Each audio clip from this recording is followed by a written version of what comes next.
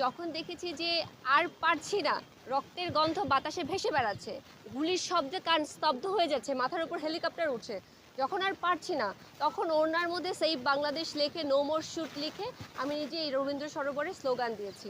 আমি রাজপথে হেঁটেছি একা একা।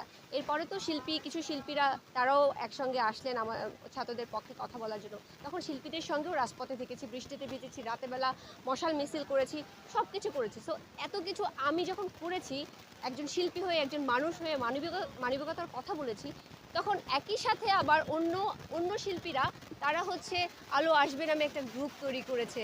তারা গণহত্যার বিপক্ষে কথা বলেছে, গণহত্যার বিপক্ষে গিয়ে দাঁড়িয়েছে, মিছিল করেছে। আমি তো এটাকে সাপোর্ট করতে পারি না।